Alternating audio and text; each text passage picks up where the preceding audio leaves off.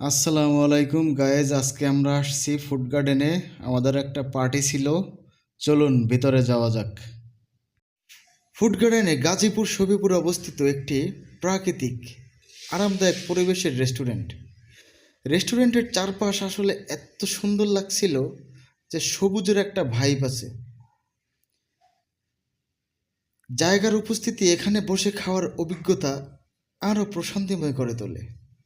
বসে খাওয়ার জায়গাগুলো পরিষ্কার পরিচ্ছন্ন এবং জায়গা পর্যাপ্ত হওয়ায় পরিবার বা বন্ধুদের নিয়ে সময় কাটানোর জন্য দারুণ উপযোগী।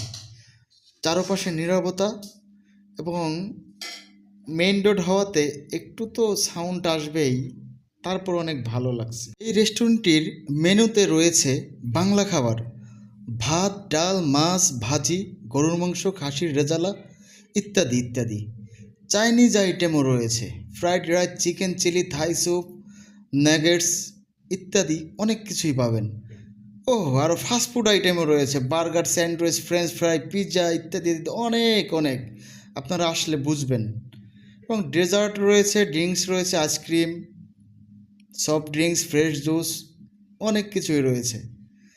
তবে আপনারা অবশ্যই চলে আসবেন। ভয়ানক ক্ষুধা আর ব্যস্ত দিনের শেষে যদি এক প্লেটে চিকেন রাইস আর ভেজিটেবলের মতো সুস্বাদু আর পুষ্টিকর খাবার পাওয়া যায়, তাহলে আর কী বা চাই। আজকে আমি খাবারটা খেয়ে ঠিক কী কী অনুভব করেছি সেটাই শেয়ার করব এই ভিডিওর মাধ্যমে আপনাদের সাথে। প্রথমেই বলতে হয়, খাবারটা দেখতে ছিল খুবই মনোমুগ্ধকর।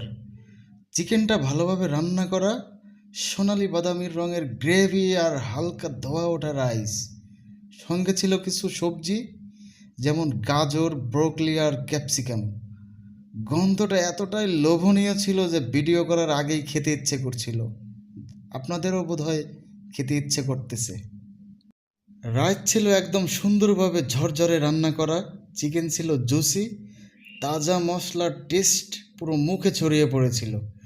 গ্রেভিতে ছিল হালকা মিষ্টি আর ঝাল ব্যালেন্স, যা সবজির সঙ্গে মিশে গিয়ে দারুণ স্বাদ দিয়েছে। সবজিগুলো ছিল হালকা সেদ্ধ, তাই টেক্সচারে একটা ক্রাঞ্চ ছিল, যা পুরো মিলটাকে আরও ইন্টারেস্টিং করেছে। এই প্লেটটা শুধু স্বাদের দিক থেকেই না, পুষ্টির দিক থেকেও চমৎকার। প্রোটিন এসেছে চিকেন থেকে, কার্বোহাইড্রেট রাইস থেকে, আর ফাইবার ও ভিটামিন ছিল সবজি থেকে। একজন প্রাপ্তবয়স্ক মানুষের একবেলার খাবার হিসাবে এই প্লেটটা পুরোপুরি যথেষ্ট ছিল। সব মিলিয়ে আমি এই খাবারটিকে 10-এ 8 দেব। আপনাদের মনে প্রশ্ন জাগতে পারে, এত এত প্রশংসা করার পর কেন 10-এর ভিতরে 8 দিলাম?